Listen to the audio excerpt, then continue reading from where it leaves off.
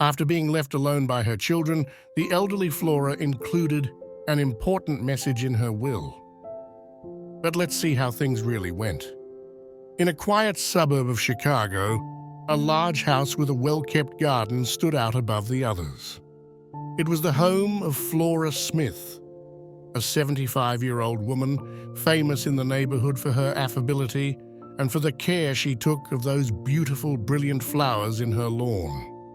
Yet the bright colors of her garden contrasted with the melancholy of the silence that enveloped her home. Tony and Cindy, her sons, had moved to New York City years ago. Their visits, initially frequent, had become increasingly sporadic until they stopped completely. Sitting on the antique armchair in her living room, Flora looked at the photos of her family. The young faces of Tony and Cindy, next to that of her late husband, seemed to belong to a remote era. "I miss my children," Flora murmured in a trembling voice while tears clouded her eyes. But a ringing telephone interrupted the silence. Flora replied, "In the meantime, I invite you to subscribe to the channel so as not to miss other fantastic stories that go beyond geographical and cultural barriers." "Mom, it's me, Tony," said the voice on the other end of the phone. "Oh, Tony, it's been a long time." "I missed you," Flora replied, her voice hopeful and full of tiredness. "I was thinking we should spend more time together. We're considering a visit. What do you think?" The proposal lit a glimmer of happiness in Flora, unaware that that call would be the beginning of a series of events that would change her life forever. A few months passed, and on a cold autumn night, Tony and Cindy arrived. Flora's sons filled the old house with laughter and stories about their life in the big city, talking about their work, friends, and the challenges they were facing. And they still left out a crucial part of their lives: their desperate financial situation. In the following days, Tony and Cindy's visits became more frequent. They helped Flora with the household chores, brought her gifts, and made all kinds of gestures that fueled Flora's hope of having her sons back by her side. "Mom," Tony began one evening, "Cindy and I talked. You miss us and we miss you too. How about selling this house and coming to live with us in New York?" Flora was surprised by the proposal. Tears of joy welled up in her eyes. The idea of living with her sons again was all she wanted. Unfortunately, however, she did not imagine that her dreams would soon become a nightmare. Once the decision was made, things moved quickly. The house was put on the market, and to Flora's surprise, it sold in no time. As she packed up the photo albums, Flora felt a pang of sadness. "I'm going to miss this place," she said softly.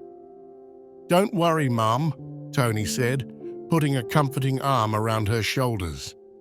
"You will like New York, and above all, we will be together." At that moment, Flora was far from imagining the true intention behind his words of comfort. The big step finally happened.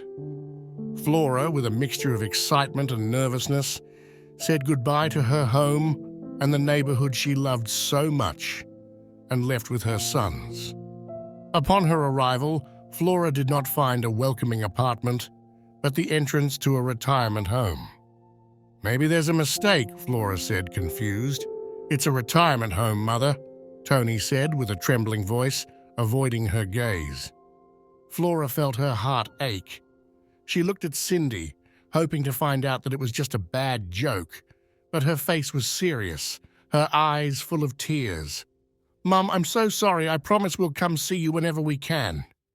And so, Flora found herself alone, abandoned in a retirement home, feeling a deep sadness and a sense of betrayal that left her disconcerted. With tears streaming down her face, she entered the new place that would be her home, unaware that this sad turning point in her life was about to give way to amazing new beginnings. Life in the nursing home was a big change for Flora. She missed the freedom of her home, the familiarity of her garden, and above all, the hope of being with her sons again. But she was a woman with a strong spirit, and she decided to face the situation. One afternoon, while walking in the garden of the residence, she saw an old house for sale across the street. Something about that house caught her attention. It seemed lonely, as was her. Without wasting time, remembering her hidden savings, she decided to buy it. Flora was determined. "I'm stronger than my sons think, and this will be my home." On moving day, Flora once again found herself surrounded by boxes. But this time, there was a sense of anticipation and hope. Shortly after moving, she met her neighbors, a young couple, Mike and Juliet. They had been kind and offered to help her with necessary home repairs. Thus, a new friendship was born, and Flora, even in a difficult situation, found herself surrounded by people who truly cared about her. It was a turning point that she didn't expect, but one that she deeply appreciated. The following months were a flurry of activity. Mike and Juliet helped Flora transform the old house into a home. The old house began to come to life. The walls received new colors, the garden flourished, and the house, once so lonely, was now full of laughter and conversation. Tony and Cindy didn't expect Flora to be capable of such a feat. Their surprise, however, turned to anger and resentment. But Flora was happy with her new life, and regardless of her son's feelings, once again unaware of the storm that was coming. One afternoon, while going down the creaking stairs that led to the basement, Flora noticed something strange.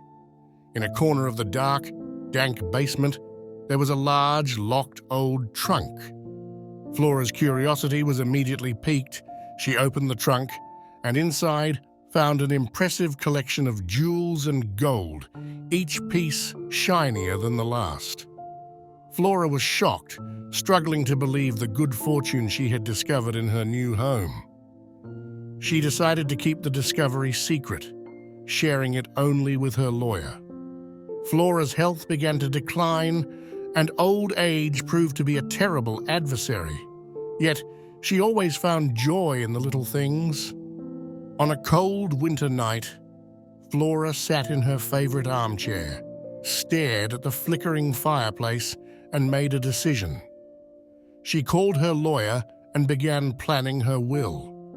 Flora's health continued to deteriorate in the following months, although she insisted on maintaining her smile, encouraging and assuring Mike and Juliet that she was fine. "You are the family I chose," she said, shaking their hands, "and I couldn't be more grateful. If you liked the video, leave a like. It would be really kind of you. If you haven't, subscribe to the channel. Thank you so much." One day, Tony and Cindy visited their mother.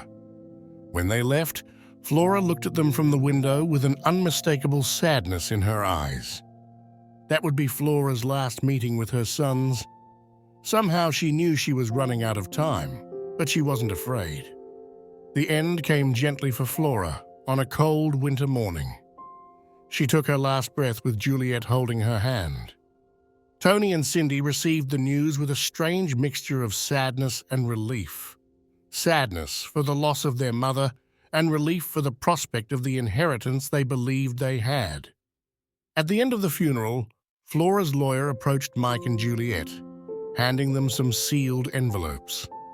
It was a letter from their beloved friend. Flora's choice had just begun to unfold, promising to surprise everyone with its latest revelations. The sealed envelopes that the lawyer had brought with him sat on the dining room table, a constant reminder of Flora's last message. Finally, one afternoon, Mike decided to open it. "Dear family, if you are reading this letter, I have left, but don't be sad. Remember the laughter and stories shared. That's what really matters. Regarding the will, you will find out everything while reading the lawyer. Please know that I tried to do what I thought was right. Mike and Juliet, you were my salvation and my family when I needed it most. You were the joy that illuminated my last years. Thank you for everything you have done for me. Flora.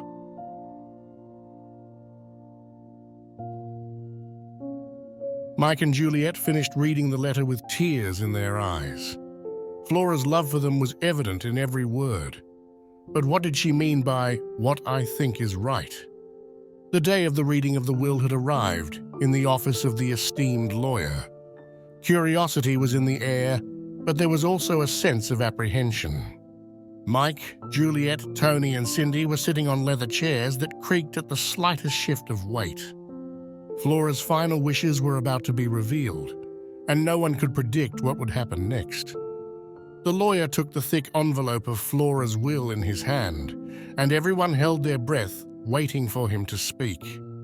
"Ladies and gentlemen," the lawyer began, his voice filling the room, "I am here to perform a duty of the utmost importance and delicacy, to read the last wishes of our esteemed Flora Smith. If you're ready." There was a palpable air of tension in the room as the lawyer began to read the document in his hand. The words were clear and unmistakable. "To Mike and Juliet, I leave my residence and all my personal effects," the lawyer read aloud. Gasps of surprise went through the room, and some looks of shock and disbelief were directed at Mike and Juliet. But no one was really prepared for the bombshell that would be the next revelation. "Concerning my accumulated fortune in jewels, gold, and diamonds," the lawyer continued, pausing for dramatic effect, before announcing with a monetary value equivalent to several $1,000,000. The room erupted in muffled whispers. The previous tension evaporated and was replaced by palpable shock. "And so exactly half of my fortune will be generously donated to the retirement home, the place where, under different circumstances, I would have spent my last days." Tony and Cindy swallowed hard. Every word of their mother's will nullified the premises of an easy inheritance and a carefree life. They exchanged looks of surprise and disbelief, while Mike and Juliet nodded silently, understanding Flora's intentions. The lawyer continued, this time with a trace of excitement in his voice. "And the other half of my fortune." He paused for dramatic effect as his eyes scanned the amazed faces in the room. "Goes to Mike and Juliet." Tony and Cindy seemed to have lost all color. Their dreams of quick riches had crumbled like a house of cards. Mike and Juliet, on the other hand, were stunned as they tried to understand the extent of Flora's generosity. Finally, the lawyer concluded the reading, choosing his words carefully. "Flora left a last message for her biological sons, Tony and Cindy." He paused, taking a deep breath before continuing. "I wish you to find the happiness you seek, and remember that money is not the source of joy. True joy comes from the people we love and how we treat others.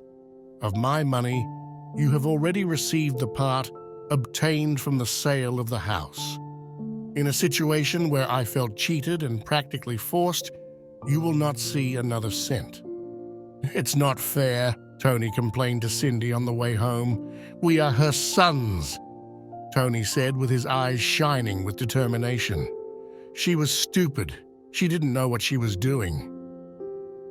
Tony and Cindy tried to contest Flora's will, but the court rejected the attempt and recognized that Flora Smith was in full possession of her mental faculties when she wrote the will.